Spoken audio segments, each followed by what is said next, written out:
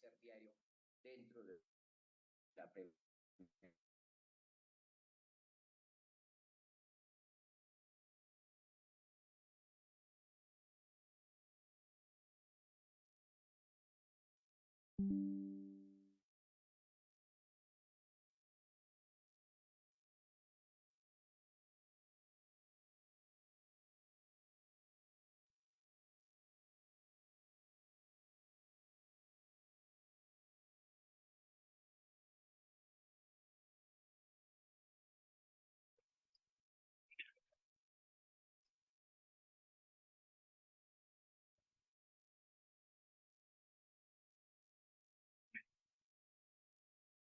Con hombres.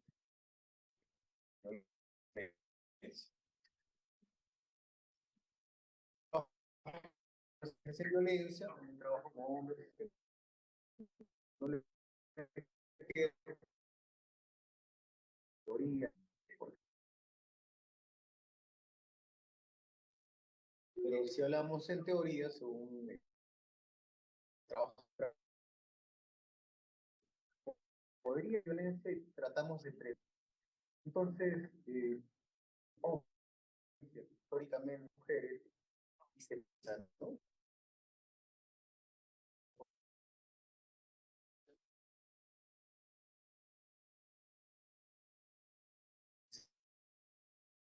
Que nace el inicio del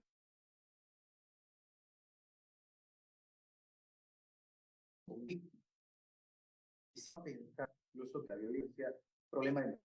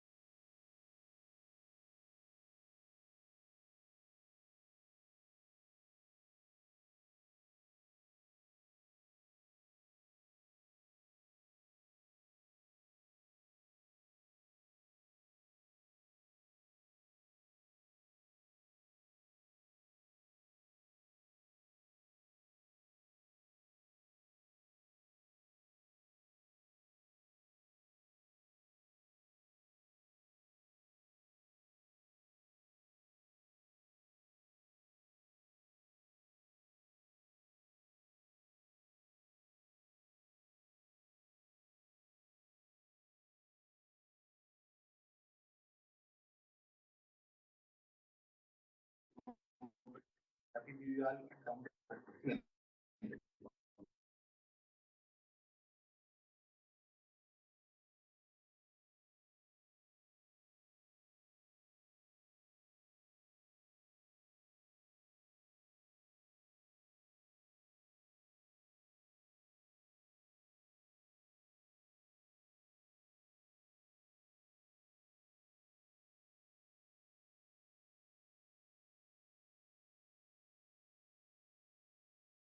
Rechazo la violencia. Entonces uno va a su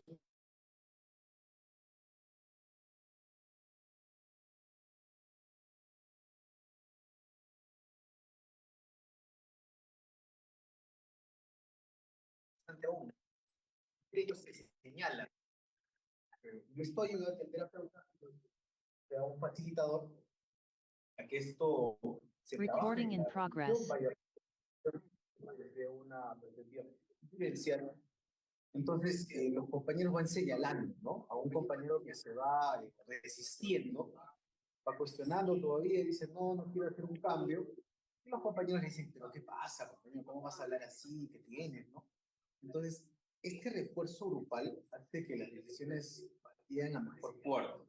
Y según las investigaciones tenemos cambios del 80% a más en este grupo trabajando bajo esta metodología. Entonces, es interesante que también los profesionales en la psicología veamos estos casos cuando hablamos de violencia siempre con enfoque de género. Y sabemos que trasciende el género en las vivencias de la pareja, en las vivencias de estos sujetos, como para que entiendan que ellos tienen el poder, ¿no? Cuando hay violencia, no es un problema de comunicación, es un problema de... Y tenemos que hacer que estas dinámicas de poder dentro de la pareja se reduzcan, esta diferencia de poder. haya más participación, probablemente de la mujer, se le respete y se considere, ¿no? Entonces, bajaríamos el tema de la violencia viéndolo con un enfoque de género. Probablemente nos falte también esto de implementarlo dentro de la práctica, pero es muy importante para que podamos abordar bien estos casos. En hombres que han ejercido violencia, interesante notar cómo ellos inician procesos internos de cambio. Tenemos una metodología multinivel y multicomponente, los cuales son los hombres, si trabajan bajo varios aspectos de su vida que son importantes al momento de tomar decisiones y por las cuales ellos ejercen violencia, bajo esta estructura social que tenemos. Entonces el hombre actúa el papel del macho, del varón que tiene que controlar, que tiene poder, y en la práctica va ejerciendo violencia. Entonces, bajo este modelo multicomponente, multinivel, lo que logramos es que estos hombres encuentren reflexiones importantes para hacer cambios dentro de su vida. Así es como muchas de las frases de los hombres que en la práctica he escuchado es: yo no pensé que esto era violencia, ¿no? Yo solo estaba haciendo yo, como me dijeron que era, madre me dijo, pues, jefe de la casa, hijo, ¿no? Entonces yo me he comprado esta idea y después dije de que esta idea de ser jefe del hogar me trae conflicto. Al final, yo pienso que tengo que mando a mis hijos, mando a mi esposa, al final ellos se sienten mal, los oprimo, los violento, y es una de las consecuencias más comunes en hombres que ejercen violencia, que se quedan solos, ¿no? En este momento mi esposa me dejó, mis hijos no me hablan.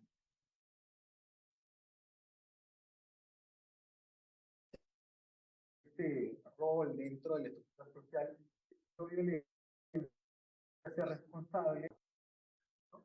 De la soledad, el rechazo, porque una víctima se va a proyectar de su pareja no lo va a aguantar. Entonces, de esta forma, uno podría pensar que puede haber un perfil de hombre que no va a cambiar y hasta que uno dice, este seguro parece recontra machista y quiere tener cambio. ¿Qué ganan con el cambio? ¿Qué ganan?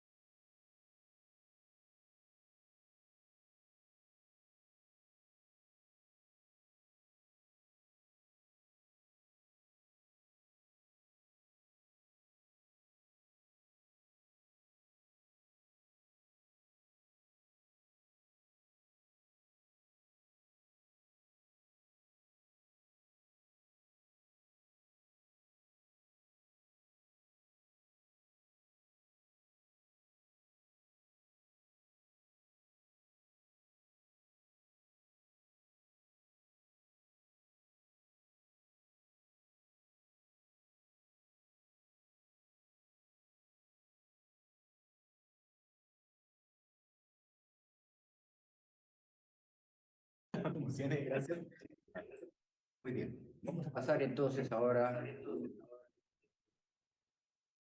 al colega, el psicólogo Javier Tejada Pereira, que es del Comité de Psicología Social Comunitaria, para que nos cuente sus experiencias. Bien, buenas tardes con todos. Les agradezco la invitación y también como aquí movilizando un poco la dirección o esta área que es de la psicología social comunitaria, y a los psicólogos que quisieran, ya que trabajan incluso hace muchísimo tiempo en estos campos, y resaltando, ¿no? Continuando con la presentación del colega, vamos a encuadrar que a veces pues la psicología social comunitaria pues se torna tal vez para muchos algo como teórico. Sin embargo, creo que en los últimos tiempos para el Perú ha sido interesante cómo se van insertando en diferentes campos eh, de interdisciplina con otras áreas o en instituciones específicas, ¿no? Entonces, reconozco a algunos colegas que pueden trabajar en proyectos municipales, en abordaje socioeducativo. Creo que una de las más resaltantes fue el apoyo en promotoría del Ministerio de la Mujer. También me animo a encontrar algunos colegas que pueden desarrollar proyectos de historia de cultura, porque creo que aún siendo una especialidad de la psicología que está poco alineada a lo que a veces en la psicología tenemos como la práctica privada, la práctica individual. Sí, responde también, por ejemplo, a trabajo con ONGs, trabajo con áreas en salud. Entonces, en los últimos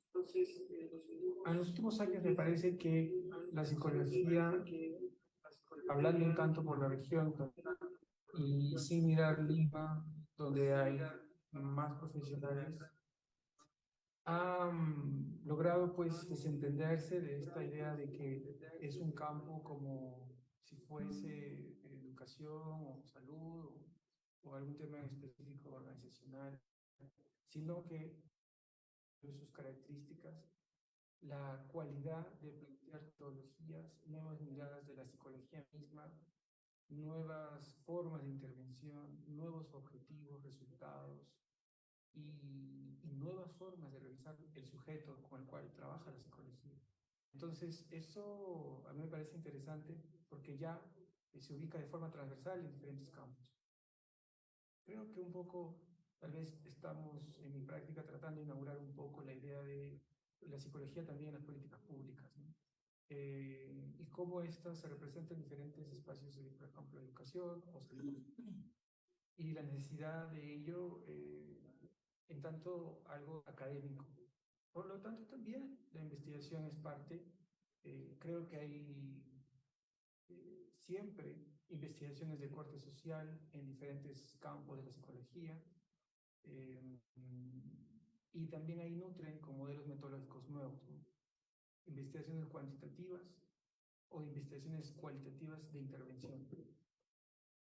Entonces pienso allí, por ejemplo, que explorando un poco el campo de la salud, para mí es una experiencia interesante pues mostrar y conversar a manera de capacitar o de llevar a unas personas, sean gestores, usuarios de repente en un momento, o profesionales, estudiantes, profesionales del campo también, para poder entender cómo esta se acopla en la reforma de salud mental comunitaria.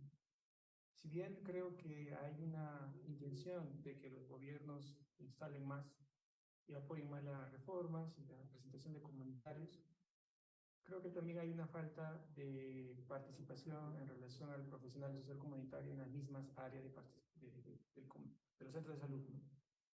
Ahí me parece que es un terreno que va cobrando fertilidad y que tiene algunos logros, y creo que apunta a encontrar el valor que tiene estudiar las intervenciones, las guías, los modos de investigación, los objetivos que se presentan al trabajar en salud, ¿no? En este caso podría ser salud en niños, salud en pacientes, salud con mujeres, salud con familiares, salud misma del trabajador que cuida.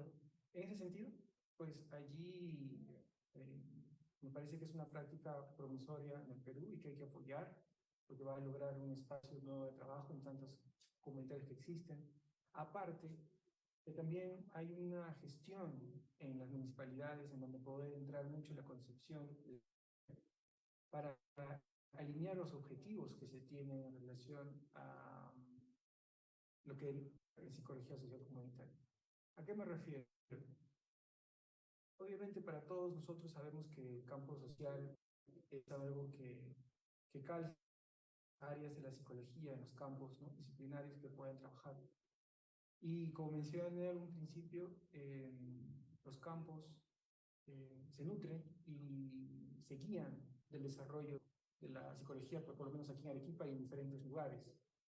No hay dos puntos que se añaden incluso a la salud.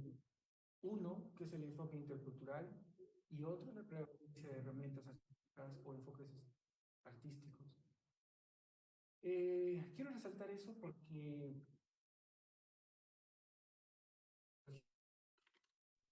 Italia pueda crecer también un éxito y apuntar hacia eso más en relación a esas instituciones donde trabajan los colegas. Es poder tener una mirada latinoamericana de la psicología social. Por lo tanto, sí hay una mirada de la prevención de lo que se entiende como objetivo en Latinoamérica. Estamos hablando de educación, estamos de equidad, estamos de género. Entonces creo que haya tenido y tenga, en otros aspectos, la promoción de la intermediación cultural, que tal vez, a diferencia de otros, de los abordajes más que se entienden como el norte global, puedan de repente darnos unas diferencias, lo cual no quita que experiencia de allí o de allá. En ese sentido, la psicología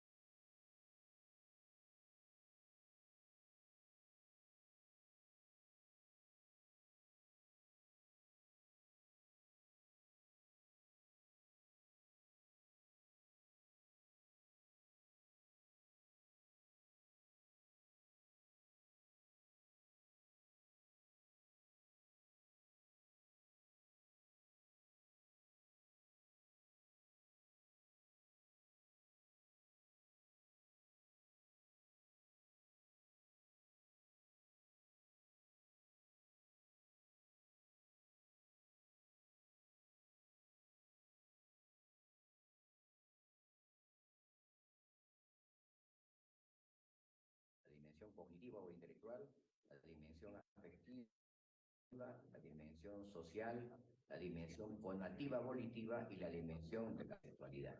Entonces, el psicólogo debe tener conocimiento de estas 5 dimensiones cuando está frente a un paciente, cuando tiene un paciente dolido que viene a contarnos sus experiencias, sus sentimientos, su dramatismo, etc. Los vamos a escuchar y vamos a conocer, por supuesto, lo que más tiene esa persona, de qué sufre, etc. Pero no debemos dejar de lado esa parte sexual, porque nuestra sexualidad es una parte de nuestra personalidad, ¿no? Entonces decimos, el sexo o sistema sexual es una parte de mi organismo. Nacemos con sexo y con sexualidad.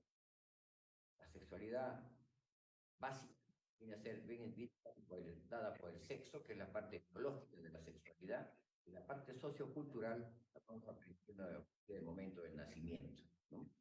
Se dice de que nuestra sexualidad está ya funcionando en la 3ª semana de gestación, porque durante de la 8ª a la 12ª semana se va a formar todo, se va a esculpir todo el sistema sexual en el ser humano.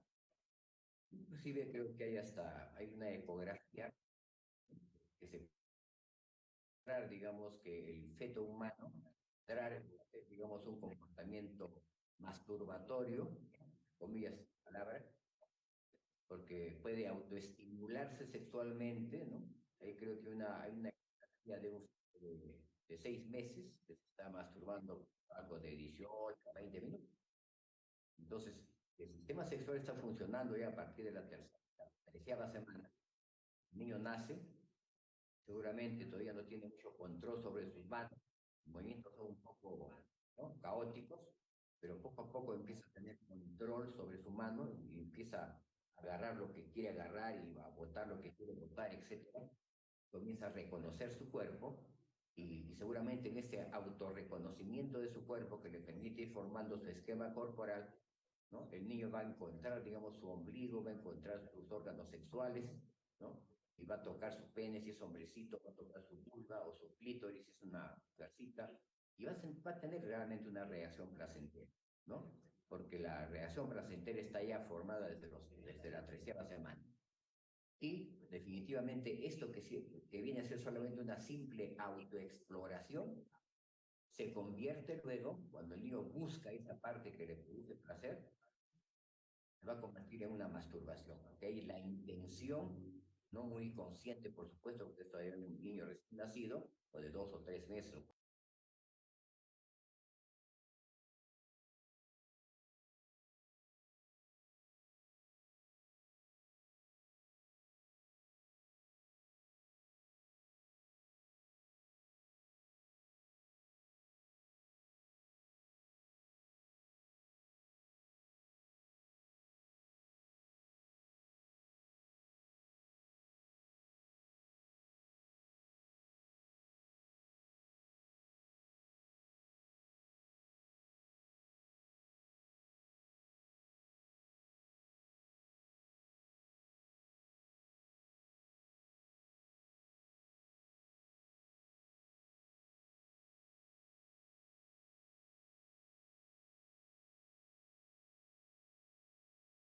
Tocan sus órganos sexuales, esa investigación tiene aproximadamente como 15 años, aproximadamente, ¿no? ¿Y qué pudimos demostrar? Que los niños a los 5 años y las niñas tienen una serie de opiniones muy negativas acerca de la sexualidad. Piensan que tocar sus órganos sexuales es malo, que es sucio, que es pecado, que hace daño, etc. Y la pregunta es, ¿cómo aprenden estos niños a tener ese tipo de opiniones que es la columna vertebral de las actitudes, ¿no?, sexuales? Simplemente porque escuchan al papá, ven a la mamá las actitudes que tienen con respecto a la sexualidad de ellas y la sexualidad de su hijo, y van introyectando, digamos, en su mente este tipo de opiniones. Y vemos ya que a los 5 años un niño o una niña tiene actitudes, ¿no?, sexofóbicas y erotofóbicas completamente acentuadas. Entre un 70 a un 82% de niños o niñas tienen este tipo de opiniones.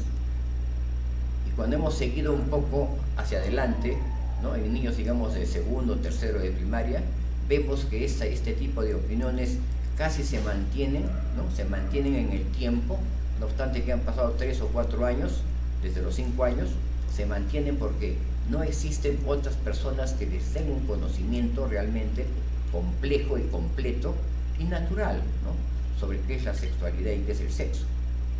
Tenemos que considerar que el sexo, como les decía, es parte de mi organismo, es una parte con la que nacemos. La respuesta sexual es parte de mi organismo. La sexualidad, nacemos con sexualidad porque tenemos la parte biológica de la sexualidad, que es el sexo, y la parte sociocultural la empezamos a aprender a partir del momento que nacemos, a través de la forma como nuestros padres nos hablan, nos conversan, o las actitudes que muestran cuando van a bañarse, cuando se están descubiertos o supercubiertos, o cuando hablan de sexo o no hablan nada, etcétera, ¿no? Generalmente los papás, ¿no? Cuando yo dicto clases en la universidad y a veces pregunto a las personas, levanten la mano aquellas personas que han recibido información o educación sexual.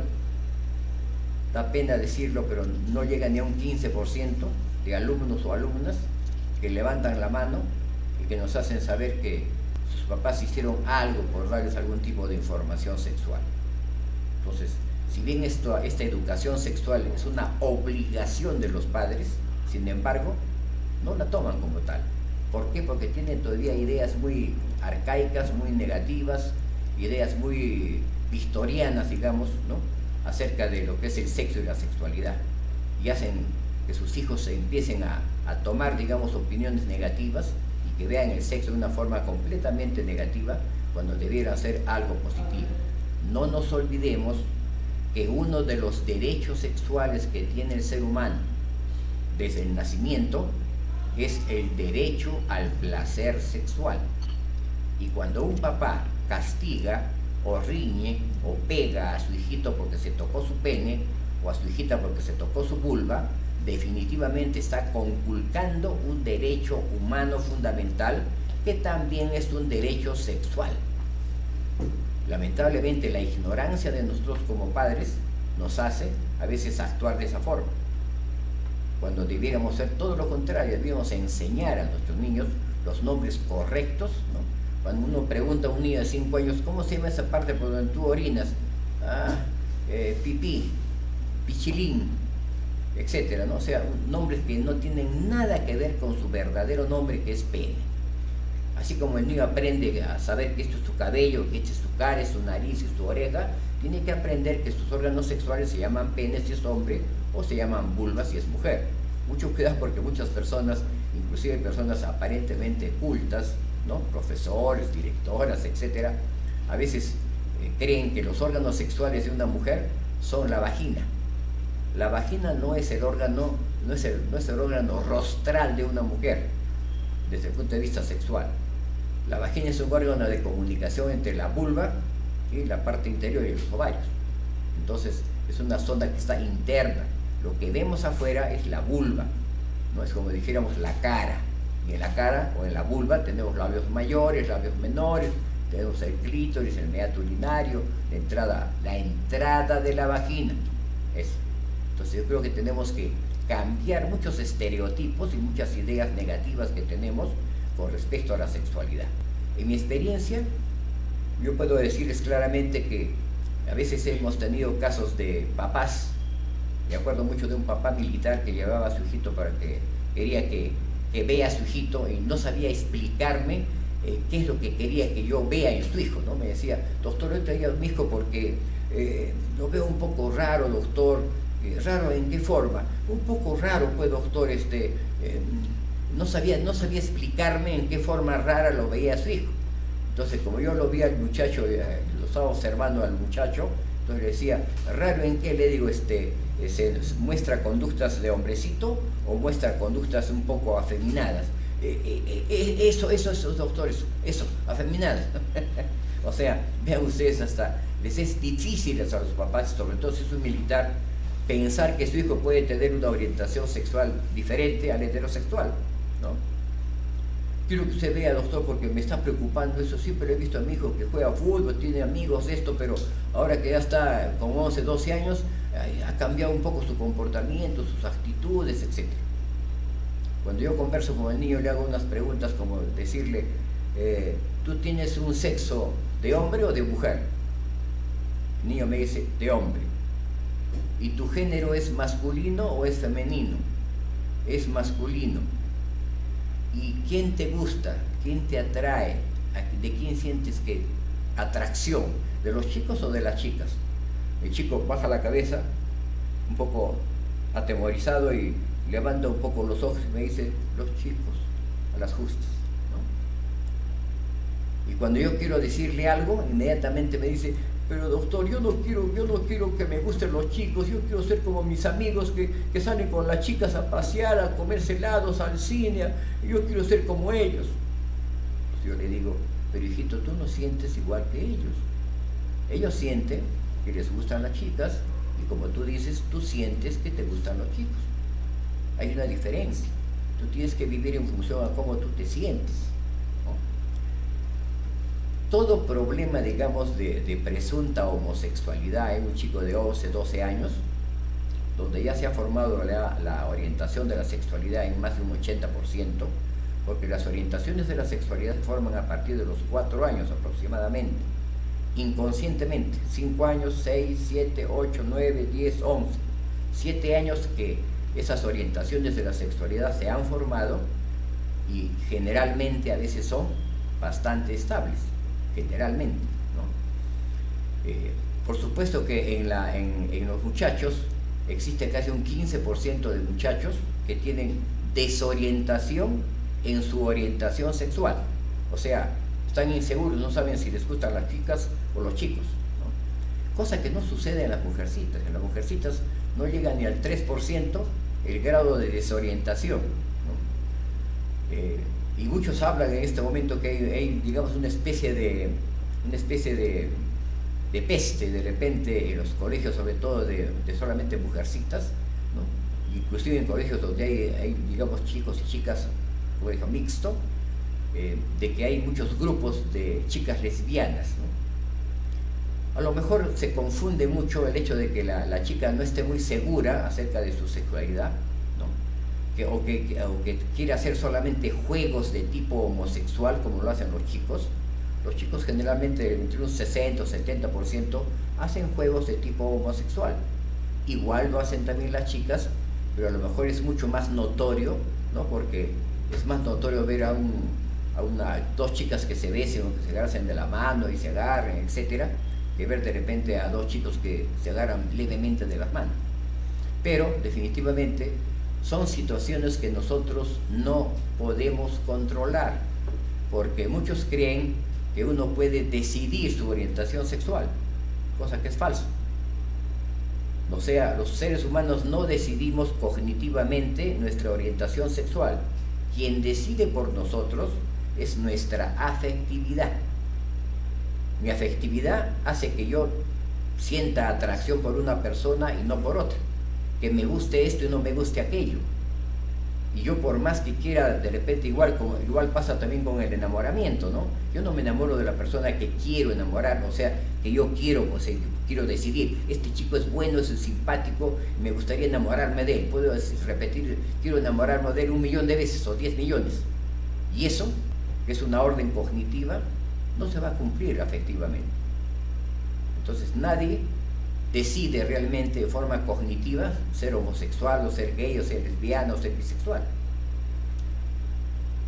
Es una atracción intensa que uno siente por una persona de su mismo sexo o del otro sexo o de ambos sexos, si es que es bisexual. Entonces vean ustedes, el peor problema para un padre es que ese padre sea un militar y que tenga un hijo que está haciendo cierto tipo de conductas afeminadas. Pero veamos que no todo chico presuntamente homosexual hace conductas afeminadas, solamente un 15% lo hace, los demás no. Bien, vamos a dar cabida ahora a nuestra colega que va a estar en forma virtual porque no puede venir acá, ¿no? Es nuestra colega Evelyn Chura Quispe, que es presidenta del Comité de Psicología Inclusiva. Entonces vamos a dejar en la palabra a nuestra colega Evelyn Chura para que nos hable acerca de su experiencia en ese campo de la psicología, que es la psicología inclusiva.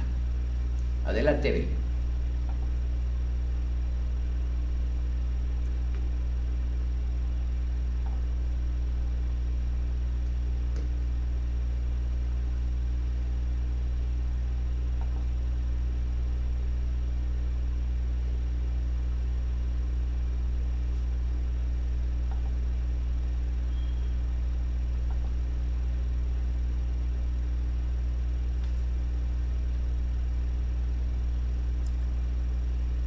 Creo que no está comunicándose con nosotros Evelyn.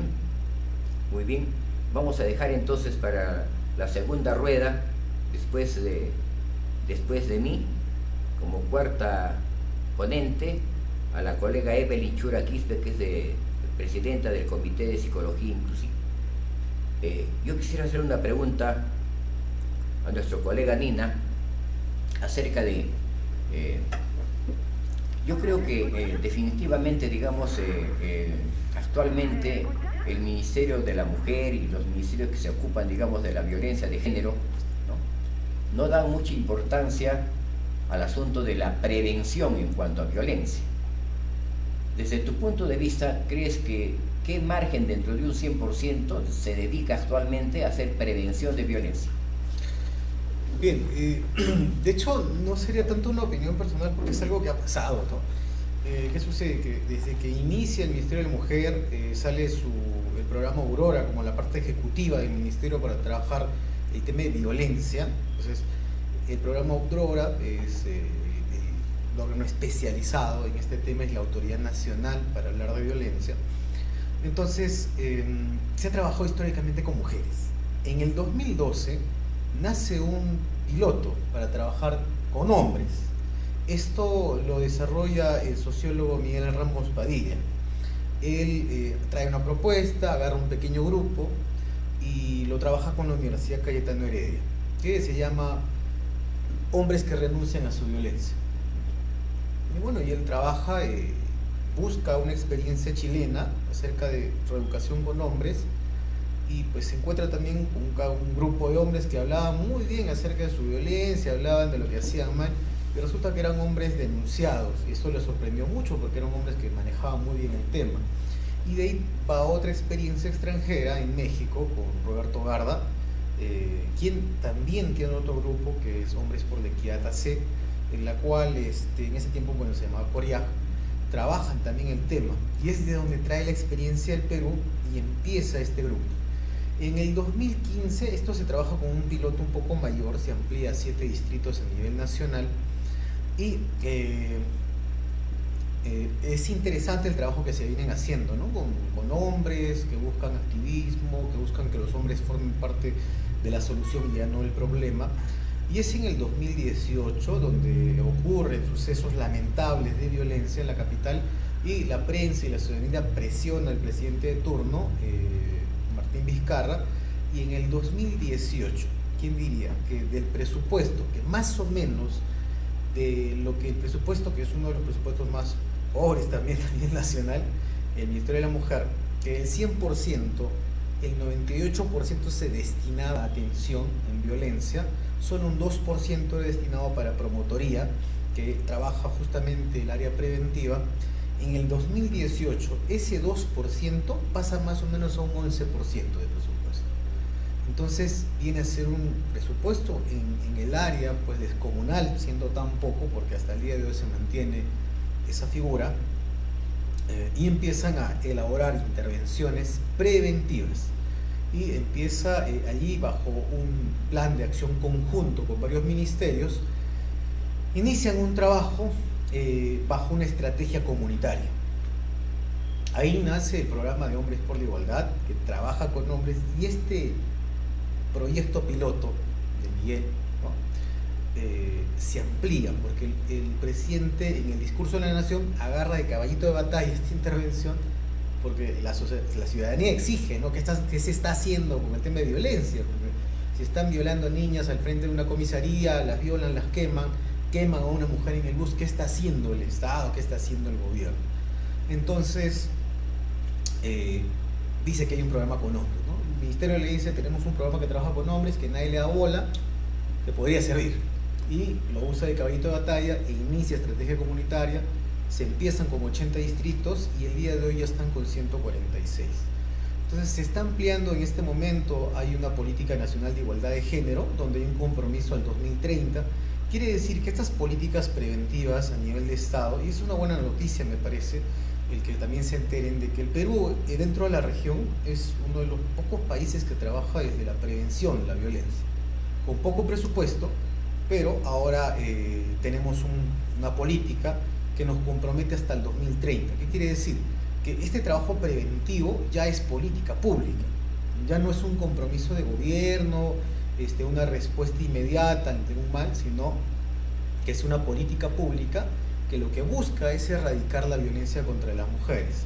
Y no solo se puede trabajar con víctimas, sino que tenemos que trabajar también con los agresores, porque como dice Rachel Heuke, es que si trabajamos solo con la víctima, la ponemos en riesgo, porque esta mujer se empodera, se enfrenta a su agresor y la violencia puede ser mucho más brutal. Entonces, si trabajamos con la otra parte, también este hombre no tendría que empoderarse, porque el hombre ya tiene poder. Lo que tendría que hacer el hombre es empezar a deconstruir su violencia, su machismo, deconstruir esa masculinidad tóxica en la cual se ha ido formando. Tiene mucho que ver también con lo que estaba comentando, doctor, acerca de este caso de este adolescente, ¿no? Que tenía un padre bajo un perfil hegemónico de macho, ¿no? El militar es un perfil muy conocido en lo cual nosotros podemos basarnos de cómo debería de ser un hombre en nuestra sociedad. Entonces la masculinidad de un hombre justo se va formando a través de eso, del rechazo de la homosexualidad, el rechazo completo a la feminidad, y justamente a través del manejo del poder. Entonces se piensa que un hombre pues tiene que tener características bien definidas, ¿no? Decimos, tú eres hombrecito, oye, compórtate, ¿cómo vas a hablar así? ¿Cómo vas a ser delicado? Cosa que no tiene nada que ver. Usted, doctor, me imagino que me da la razón, que puede haber un hombre muy delicado que hable, sabe que uno inclusive podría decir tiene conductas femeninas, pero es completamente heterosexual.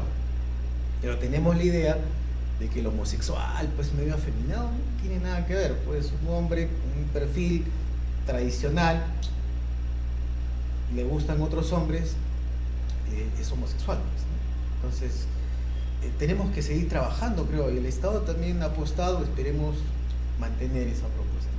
Y dime, efectividad. Hablas de un 11%, digamos, del presupuesto dedicado a prevención, pero vamos a las estadísticas. ¿Qué dicen las estadísticas sobre la violencia? Bien, tenemos que entender también que este tema, como es un problema estructural e histórico, no va a ser un cambio de un día para el otro, ni siquiera un cambio, vamos a decir, a mediano plazo. Así como un comentario personal, ¿no? Otra vez estamos acompañando a una compañera, que es feminista, ¿no? Y ella tenía un programa de radio allá hace ya 50 años y escuchamos un audio de ese programa. Y ese discurso se seguía hablando el día de hoy. Era como escuchar el mismo discurso que nosotros vamos diciendo 50 años atrás. Entonces, de 50 años no hemos avanzado mucho.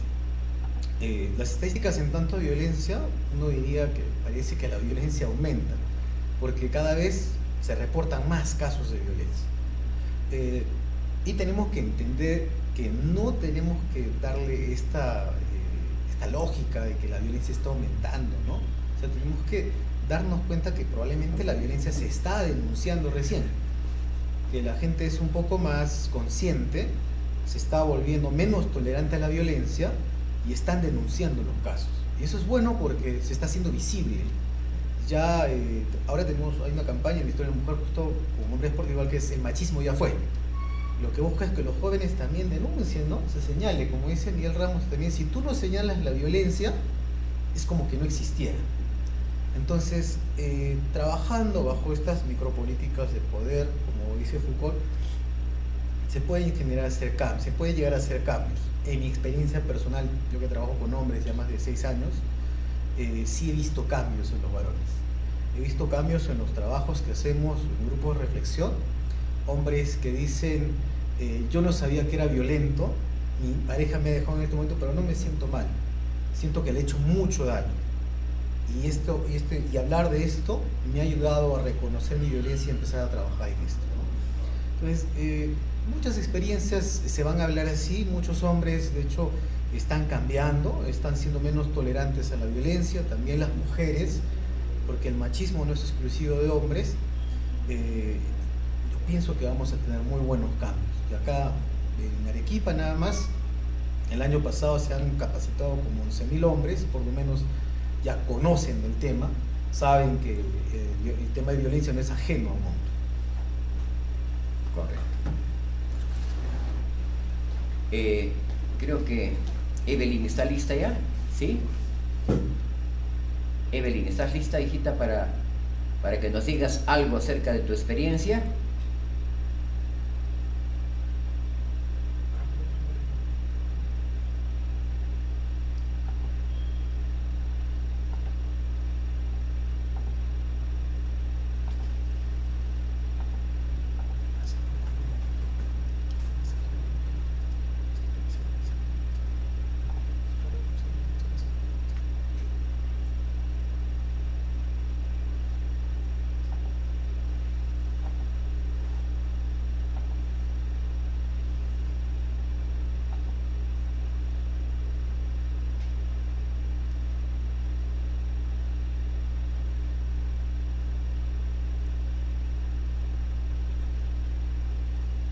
Bien, creo que no tenemos la comunicación con nuestra colega Evelyn.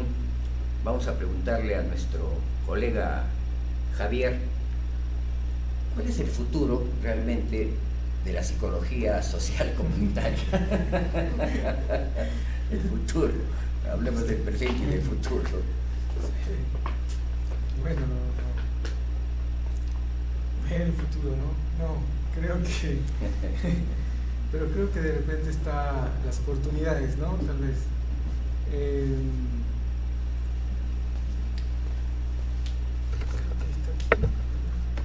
Bueno.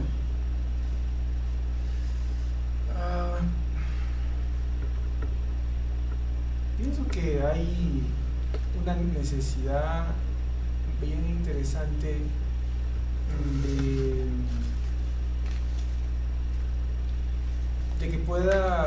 de que puedan cada vez más estos campos, como decía el colega, por ejemplo, está hablando de violencia, está hablando de prevención, se está hablando de escolares, se está hablando de salud mental, se está hablando del trabajo. Me parece que puede ser un momento muy interesante porque, o futuro también, en tanto que ya se comprende que existe algo en la recuperación de las personas de cualquier afección o cualquier malestar psicológico, que comprende más el desarrollo que está alrededor de en su contexto, el desarrollo alrededor de ella y en su contexto. Cada vez se comprende más, y eso es porque cada vez también se entiende, como dijo también Cristian, ¿no? Que es pues evidente la necesidad de la prevención. Entonces creo que allí la psicología tiene una oportunidad para poder plantear dos cositas tal vez, ¿no? Un poco el compromiso, en tanto compromiso institucional y compromiso de políticas, compromiso privado, con el sector privado, compromiso de diferentes aspectos. Ahí apertura me parece una situación interesante. Y segundo, metodologías, es decir, que se puedan trabajar con diferentes tipos de personas, en diferentes contextos, respetando las características geográficas, territoriales, recuperando otro tipo de evaluaciones. Me parece que de repente el reto que estaría allí, ¿no? El reto futuro, es sí lograr que se participe en la evaluación de las cosas, ¿no? Hay una tendencia, pues, para, por ejemplo, evaluar cómo estamos haciendo las cosas en educativa, cómo estamos trabajando en sexualidad en los adolescentes, cómo estamos trabajando con familiares, tal vez, cómo estamos trabajando en salud mental, comunitaria. Entonces, creo que allí el papel de evaluación también va a ser importante. Monitoreo, evaluación, llegar a hacer los seguimientos. Y estas metodologías también son útiles para poder, creo, encontrarle también un camino laboral y también aliado con las universidades. Pienso que dentro de poco va a comenzar a aparecer cada vez más esas especialidades en otras, porque tampoco no hay mucho de eso que no sea solo en Lima, ¿no? Bueno, ahí está Evelyn. Hola, ¿me escuchan? Está Evelyn, a ver, vamos a pasarle para que nos hable nuestra colega Evelyn acerca de psicología inclusiva. Muy buenas noches, mil disculpas de interferencia de línea. Bueno, en este campo de la psicología inclusiva, quiero mencionarles que los psicólogos, bueno, este año estamos siendo nominados como profesional no docente para las escuelas inclusivas.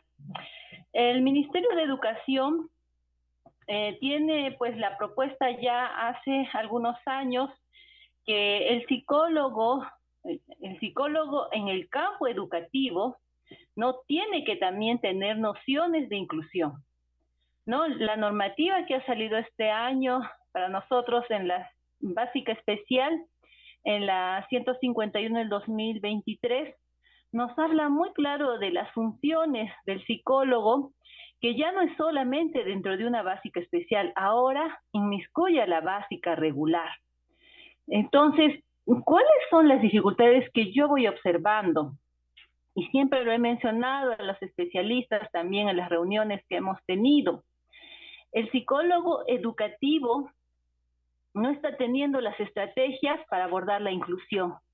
Ahora, poco a poco, nos vamos fusionando con la psicología excepcional. Entonces, en este momento es donde yo menciono que en realidad, aprovechando pues este tiempo que tenemos nosotros, desde este punto de vista de los capítulos, debería haber un curso de inclusión dentro de las aulas universitarias. Necesitamos sensibilizar tanto a los psicólogos como también a los docentes en diferentes niveles. Hay muchas barreras para nuestro campo en la inclusión, porque no hay conocimiento, no hay la sensibilización adecuada, no leen en sí las normativas en realidad. Nosotros no somos docentes, si bien es cierto, las normas que salen en las resoluciones ministeriales para el docente, pero tenemos que tener un conocimiento. Si uno está yendo al área de educativa, tiene que tener un conocimiento siquiera de las normas que salen, porque nosotros como profesionales administrativos, así fuera dentro de una institución, nosotros ayudamos y acompañamos a los documentos de gestión. Y en los documentos de gestión estamos dentro del grupo de bienestar y tutoría. Y también estamos, bueno, de las escuelas de familias, ¿no? Pero ahí también nosotros sabemos de los documentos que vienen del Ministerio de Educación y todas las funciones que vamos llevando en las escuelas. Entonces, todo este campo de la inclusión no solamente es dentro de una escuela, también trabajamos con la comunidad educativa, con el Centro de Emergencia de la Mujer, con la OMAPED, con el CONADIS, ¿no? Para que ellos nos puedan apoyar con las campañas para que estos estudiantes saquen su certificado de discapacidad. ¿Qué pasa? Que en las escuelas los docentes de la básica regular, porque es básicamente inclusión, ahora ya es también básica regular, se detecta un alumno X, el alumno travieso que ya catalogan con TDAH, ya le ponen el diagnóstico, ¿no? Pero tampoco un trastorno con hiperactividad, con déficit de atención e hiperactividad, no entra dentro de la data de inclusión, según el ministerio. Los casos que entran son los de multidiscapacidad, discapacidad visual, discapacidad auditiva, lo que es de DI, a lo que llamamos, bueno, la dificultad intelectual y el trastorno espectro autista. Sin embargo, los docentes pues piensan que un niño que de repente tiene un problema emocional puede pasar un proceso de duelo, violencia en el hogar y presenta bajo rendimiento, ya es un estudiante de inclusión. Entonces hay mucho por nosotros que tenemos que detectar y descartar también, ¿no? Porque ahora en un aula todos son diversos, no solamente es el estudiante con necesidad educativa especial o con una dificultad intelectual, todos son diversos y el docente tiene que estar preparado. Entonces nuestra barrera ahorita como psicólogos de la inclusión es trabajar de la mano con este docente que está muy poco sensibilizado, este docente que cree que un alumno diferente, entre comillas, debe ir a un colegio especial, debe ser excluido del aula, ¿no? Entonces, y esto trabajamos desde los directores, pero directores también que nos cierran la puerta, ¿no? Desde sus oficinas por mencionar que no disponen de tiempo. Y hay algo muy importante, el psicólogo en inclusión pertenece al SANE. ¿Y qué es el SANE? Es el Servicio de Apoyo y Asesoramiento a las Necesidades Educativas Especiales. Y este equipo ya tiene fecha que va a desaparecer. El 2026 desaparece el SANE. Y al desaparecer, aparecen los SAED. Y los SAED se van a instaurar en las escuelas piloto que el ministerio, según vea, podrá hacer jornada escolar completa. Es una desventaja para la educación, porque si un SANE paseaba por toda la jurisdicción de Miraflores, ahora en Miraflores solo habrá 3, y los demás se quedarán sin el apoyo. Entonces, a eso abocamos a los directores. Queda muy poco tiempo para que este SANE desaparezca y ustedes tomarán el puesto de un psicólogo SANE, por así decirlo, que no debería ser, pero lamentablemente en la normativa, como no hay un psicólogo por escuela, ahora se va a detectar un docente de inclusión y él hará pues todas esas funciones. Y nosotros tenemos que seguir en énfasis pidiendo un psicólogo por escuela y también que se respeten los contratos, ¿no? Porque nosotros en la mayoría en psicología, en este capítulo de inclusión en básica especial, somos CAS.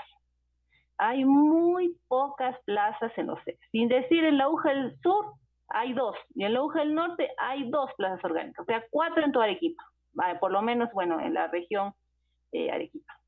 Entonces, es bastante dificultoso la labor, porque tenemos bastantes escuelas.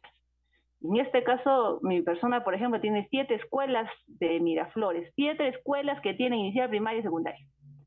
Entonces, es bastante el trabajo, pero se capacita a los directores y a los docentes que ahora hacen esta labor de la inclusión, ¿no? Un poco para mencionarles y que ustedes también conozcan esta labor que se hace, ¿no? Que nosotros vamos, las capacitaciones, asistencias técnicas le llamamos, de temas que nos manda el Ministerio de Educación, ¿no? Entonces, seguimos con el apoyo.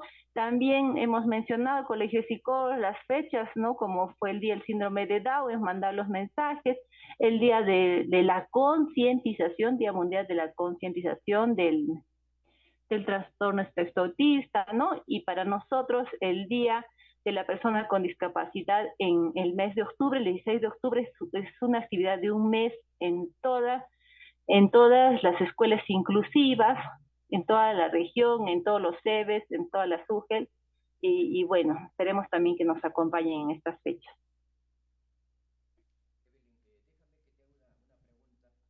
Bien, eso sería todo que podría mencionarles, colegas.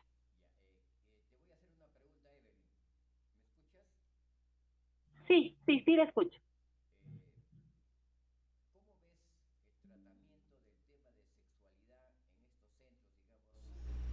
O niños con discapacidad o niños inclusivos.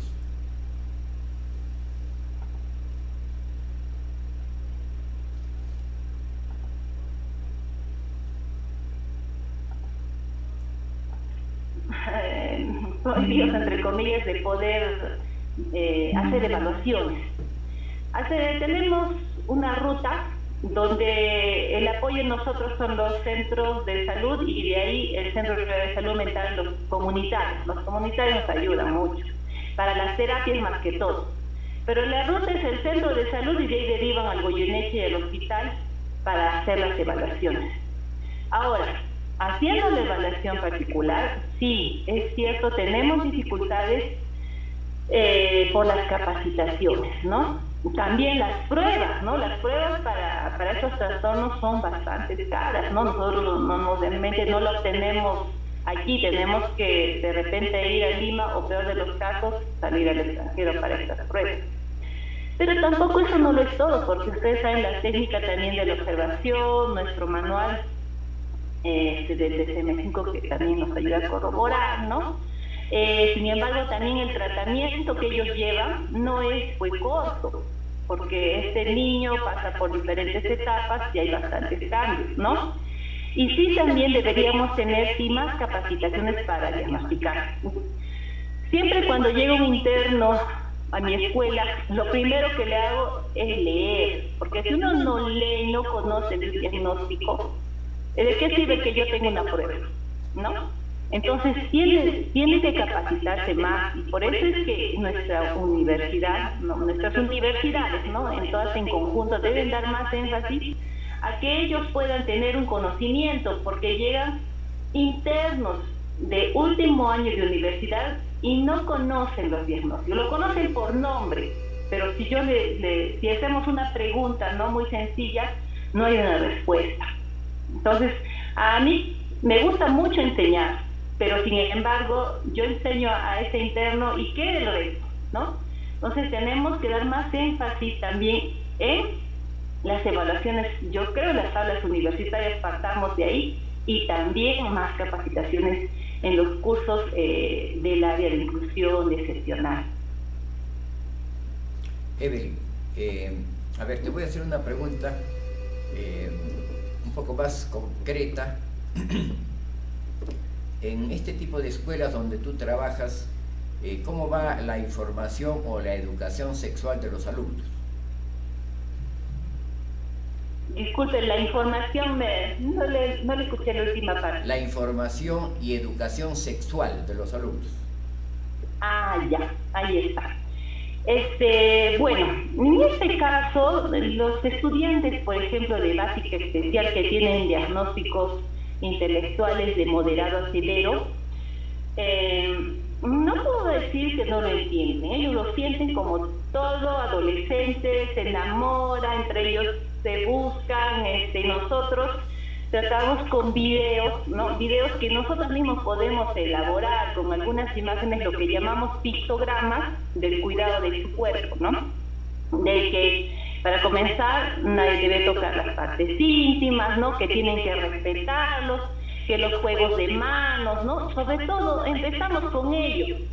Y después también la comunidad, porque hay algunos que a pesar de su dificultad intelectual, viven por la jurisdicción y se van solos a casa, ¿no? Entonces, de esa parte es con el estudiante hasta donde podamos lograr, y con el padre de familia, el cuidado que debe de tener con su hijo, y siempre resguardarlo, con quien lo deja, no, si lo deja mucho tiempo, darles la compañía y el acompañamiento. La mayoría de ellos necesitan acompañamiento, ¿no? Entonces, en realidad la responsabilidad del padre o madre de familia, que no es que tampoco no pueda entender, sino que pueda mencionarles. Nosotros también capacitamos en las escuelas de familia, siempre tomamos un tema de sexualidad. Y también en algunas oportunidades tenemos el apoyo del centro de salud. Lo vamos abordando así.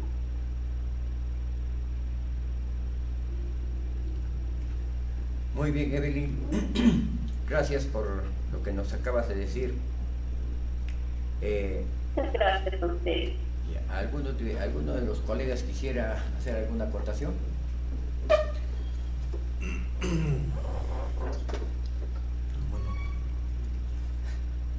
A ver, nuestro colega Cristian. Sí, mira, de hecho el tema de violencia creo que está muy presente en las escuelas. Me interesa mucho cómo se está trabajando con los docentes, ¿no? Si bien es un campo, se trabaja con estudiantes, se trabaja con docentes, con directores. De hecho, los directores tienen la obligación de denunciar situaciones de violencia sexual y violencia general de los estudiantes, ¿no? Pero es más urgente el tema de violencia sexual y tiene mucho que ver con la educación sexual que se les va dando. Yo he trabajado con 2 colegios, no voy a decir los nombres, pero son colegios grandes, donde principalmente hay varones. Y trabajar con los profesores, lamentablemente, ha sido una experiencia muy retadora. Entrar a un salón de puros docentes varones es como estar en una clase de promoción. Chacoteros, se molestan, se tratan de ridiculizar, ¿no? Y de ahí hay muchas justificaciones también en tanto a la violencia que ellos ejercen, más complicados porque se entiende que es un público más académico, ¿no? Y como en una escuela se tiene que reproducir esto, hay la preocupación de qué tanto un docente se hace consciente. ¿Qué tanto de estos hombres, por ejemplo, que yo participo con otros docentes, están reproduciendo toda esa violencia hacia sus alumnos, ¿no?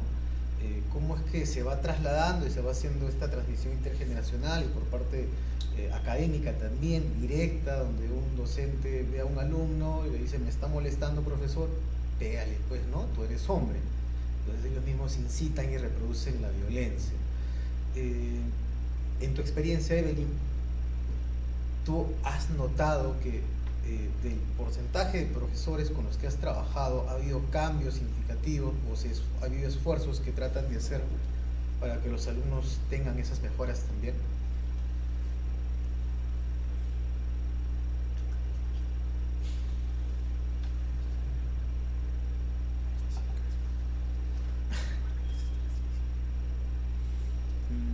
Parece que no escucho la compañera. ¿A usted, doctor? Bien. Solamente quiero enumerar un poco casos que he visto. He visto casos de colegas, mujeres lesbianas, problemas de pareja entre colegas lesbianas. He visto también problemas de colegas con homosexualidad, con problemas de repente, con conflictos psicológicos de repente Dios no quiere que yo sea homosexual, ¿no? Entonces hay que ayudar a esa persona, ese colega que no puede manejar bien ese tipo de conflicto. Y también hemos sido testigos, hemos tenido casos, digamos, de disfunciones sexuales, ¿no? Muy poco los hombres buscan ayuda cuando tienen disfunciones sexuales, ¿no? Sobre todo la disfunción eréctil o la eyaculación precoz en el hombre, ¿no? A veces las mujeres son mucho más dadas a hablar de sexualidad o de disfunciones sexuales, ¿no? Sobre todo el problema más grave, digamos, de una mujer casada, sobre todo, es a veces hablar acerca de la presencia o ausencia del orgasmo coital, ¿no? Y generalmente cuando conversamos con las mujeres tenemos pues toda una serie observamos una serie de represiones que tienen ellos en su propia formación, ¿no? Y hay muchas personas que ni siquiera se masturbaron nunca en su vida, ¿no? Como que la masturbación, ellas piensan que la masturbación es solamente hechura de los hombres. Las mujeres no deben masturbarse, ese es un comportamiento masculino. O sea, hay una serie de cosas, digamos, sexuales que son muy interesantes, pero que definitivamente, digamos, en cuanto a lo que es terapia sexual y terapia sexual de pareja, ¿no?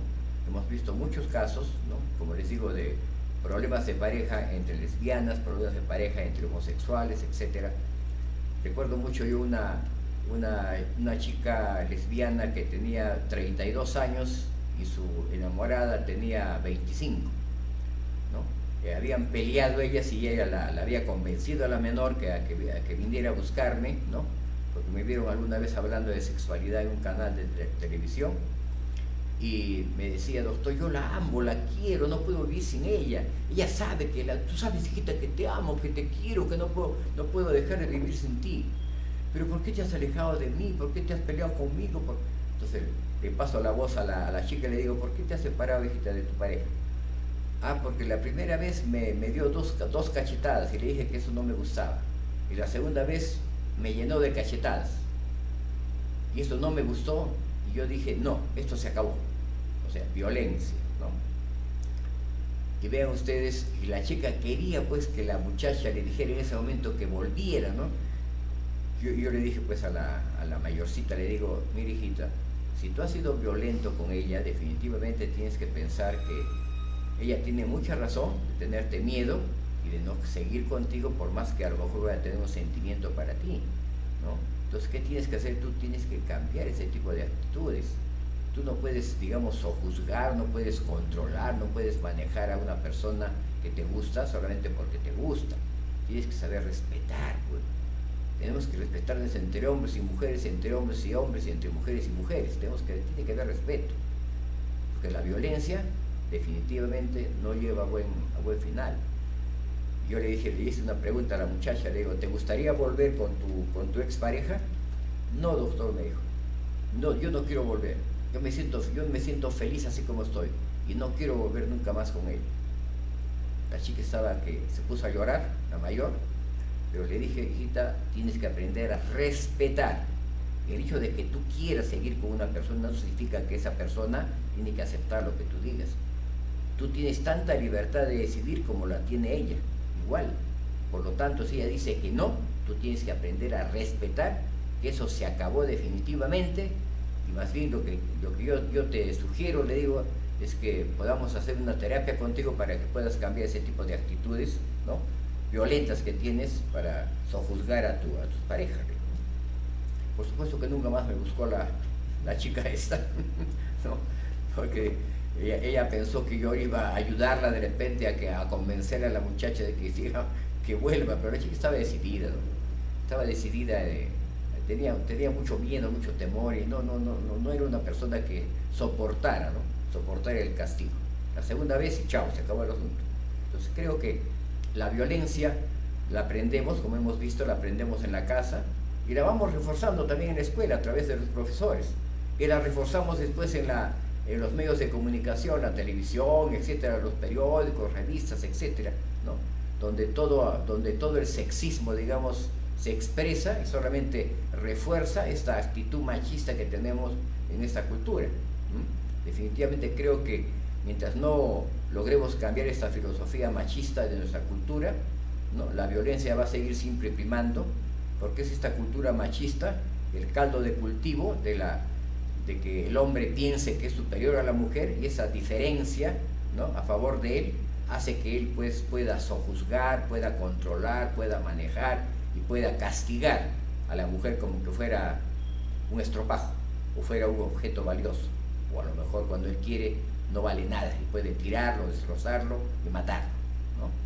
Creo que definitivamente estamos viviendo todavía una época de mucha violencia y creo que debemos tomar conciencia, como tú decías, ¿no?, tomar conciencia de esos actos violentos y del efecto de estos actos violentos para que podamos darnos cuenta que debemos aprender a autorregular nuestras emociones y nuestro comportamiento.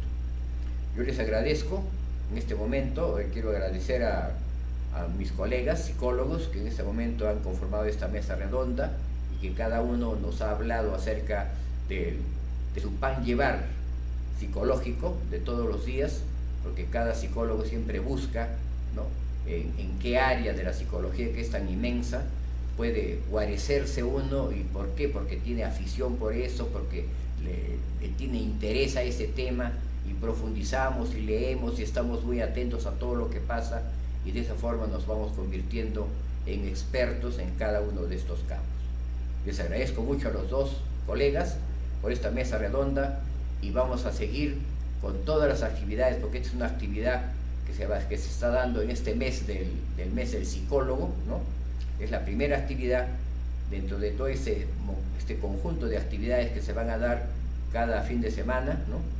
Luego creo que tenemos una conferencia de prensa, etcétera, pero les recomiendo a los colegas que entren al Face del colegio para que podamos ver y estar atentos a todas las actividades que debemos estar pendientes nosotros como psicólogos y debemos participar, aunque no sea presencialmente, ¿no? Podemos participar también virtualmente porque tenemos comunicación de esa parte, ¿no? Muy bien. Una feliz noche entonces para nuestros dos colegas y una feliz noche también para todos los que nos están viendo, colegas y no colegas, en el mundo, en nuestro mundo pequeño que es Arequipa. Buenas noches. Muy bien.